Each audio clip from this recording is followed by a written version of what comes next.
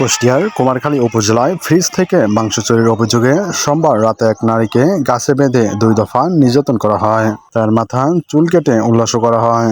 রাতে বাড়িতে হামলা, ভাঙচুর ও লুটপাটও করা হয়েছে। এমনকি সালিশের নামে তার থেকে 2টি গরু, একটি ছাগল ও স্বর্ণালংকার ছিনিয়ে নিয়ে তাকে ছেড়ে দেওয়া হয়। এদিকে নির্যাতনের ঘটনায় মামলা হলেও বুধবার 3 আসামিকে ছাড়িয়ে নিতে উচ্ছৃঙ্খল মানুষ থানা ঘেরাও করে। এদিকে এই নির্যাতনের ঘটনা সামাজিক যোগাযোগ মাধ্যমে ভাইরাল হতে থাকে।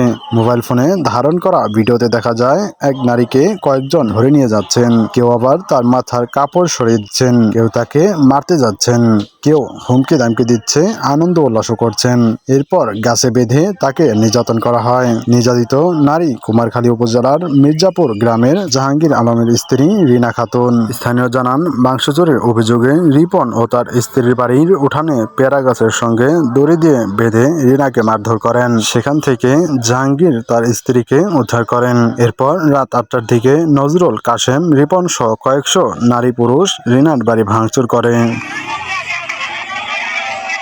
তাকে আবার রিপনের বাড়িতে তুলে নিয়ে যাওয়া হয়। ব্যাপক মারধর করে তার মাথা চুল কেটে দেওয়া হয়। সেখানে রিনার স্বজন ও এলাকাবাসীদের নিয়ে সালিশ বসায় ঝিনাইদহ ইউনিয়নের 9 নং ওয়ার্ডের সদস্য শাহ আলম। সালিশে রিনার 2টি গরু, একটি ছাগল ও স্বর্ণালংকারের বিনিময়ে তাকে ছেড়ে দেওয়া হয়। এ ঘটনায় মঙ্গলবার রাত 9টার দিকে 7 জনকে আসামি করে মামলা করেন ভুক্তভোগী নারী রিনা। এ মামলায় বুধবার সকাল 9টার দিকে উপজেলার শিরাইদহ ইউনিয়নের মির্জাপুর এলাকা থেকে 3 নারীকে গ্রেপ্তার করে থানায় নিয়ে যায় পুলিশ। তবে আসামিদের ছিনিয়ে নিতে বেলা 11টায় থানা ঘেরাও করে কয়েক শতাধিক গ্রামবাসী। পুলিশের সাথে সংঘর্ষ ঘটনা ঘটে।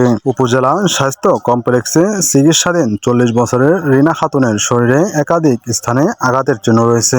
রিনা বলেন, সোমবার বিকেলে প্রতিবেশী ইলেকট্রনিক মিস্ত্রি রিপনকে ডাকতে তার বাড়িতে যাই। এ সময় তার স্ত্রী মুক্তি খাতুন মাংস চুরি অপবাদ দিয়ে আমাকে গাছের সঙ্গে বেঁধে রেখে কিছুক্ষণ পর ছেড়ে দেয়। এরপর রাতে গ্রামের লোকজন বাড়ি থেকে আমাকে তুলে নিয়ে আবার গাছে বেঁধে মারধর করে। এ সময় আমার মাথা চুল কেটে দেওয়া হয়। আমি এর সঠিক বিচার চাই, জড়িতদের দৃষ্টান্তমূলক শাস্তি চাই।